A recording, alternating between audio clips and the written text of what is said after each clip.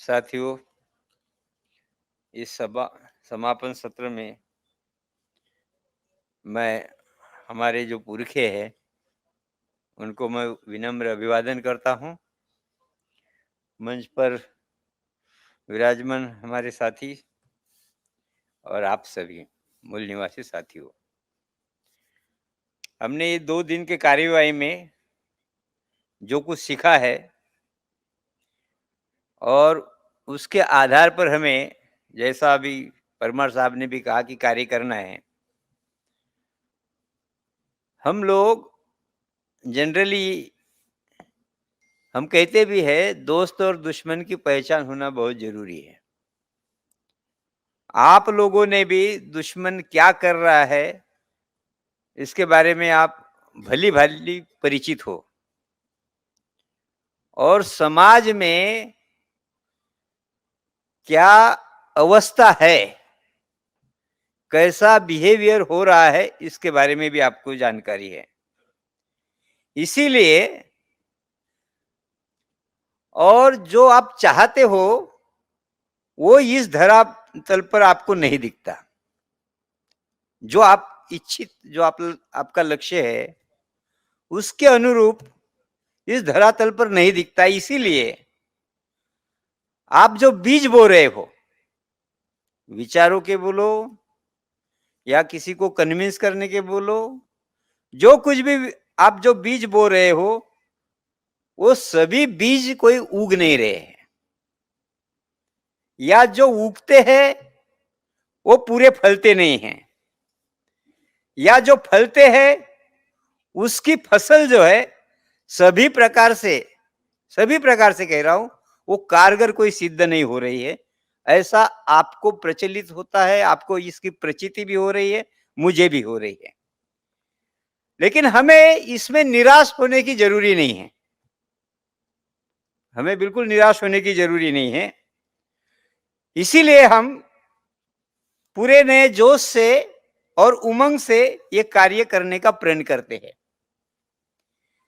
और उस प्रक्रिया के तहत हमारे राष्ट्रीय अध्यक्ष एन गंगाधर जी ने अपने भाषण में ये कहा है, उन्होंने संबोधन करते हुए कहा है, प्रतिदिन पठन, प्रतिदिन भाषण और प्रतिदिन स्वयं दान, ये बात उन्होंने कही है। तो इसका अवलंब करने का उन्होंने हमें निर्देश दिया है।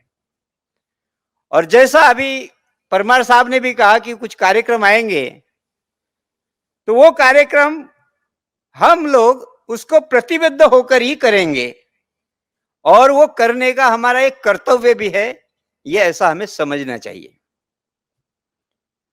दूसरी बात यह है कि हमारा समाज में एक व्यापक संपर्क होना चाहिए, और व्यापक संपर्क ही वो परिणाम कारक होगा और वो रहेगा भी।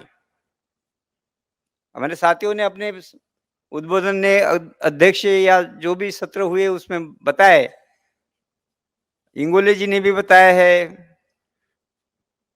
हमारे उपाध्यक्ष गनोरकर साहब ने भी बताया है, धनंजय झाकड़ जी ने भी बताया है कि हमें, और अपने मोहित साहब ने भी बताया है, संघर्ष के बारे में बात कही, ध्रुवीकरण के बारे में बात कही है। तो उसके लिए हमें एक व्यापक संपर्क ही करना बहुत ही जरूरी है। दूसरी बात यह है कि कार्यकर्ता, जो भी व्यवस्था है संगठन की, जब भी सुव्यवस्थित संगठनात्मक वातावरण में वो कार्य करते हैं, सुव्यवस्थित लोकतांत्रिक जो व्यवस्था होती है और वो वातावरण होता है, उसमें जब वो कार्य करता है तो वो उत्साही रहता है। लेकिन जब वह वातावरण सुव्यवस्थित महसूस नहीं करता, तब वो निरुत्साही और अकार्यक्षम होता है। और यह स्थिति उत्पन्न ना हो, इसका हमें ध्यान रखना बहुत ही जरूरी है। और इस प्रक्रिया को हम कहते हैं कि हमारा संगठन कहीं श्रिंक तो नहीं हो रहा है, ऐसा हम कहते हैं। तो इसका हमें बहुत ही ध्यान रखना पड़ेगा। और हमारी जब लोकतांत्रिक व्यवस्था है, तो इसका प्रदर्शन भी होना चाहिए। वो संगठन, जो भी हमारा संगठन है, उसकी लोकतांत्रिक व्यवस्था वो निरंतर कार्य करती दिखनी चाहिए। अगर उसमें कहीं खोट अगर है, और खोट अगर किसी ने महसूस कर दिया, तो जैसा मैंने कहा कि कार्यकर्ता निरुत्साही हो जाएगा और अकार्यक्षम हो जाएगा। ये स्थिति ना आए, इसीलिए संगठन की व्यवस्था में जो भी लोग बैठे हुए हैं, उन्होंने इसकी बहुत सतर्कता से नोट कर लेना चाहिए और हमें पूरे जोश के साथ और उमंग के साथ जो भी कार्यक्रम मिलेंगे, उस पर हमें कार्य करते रहना चाहिए। इतनी बात कह के मैं अपने बात को विराम देता हूँ। जय भीम, जय मूल निवासी।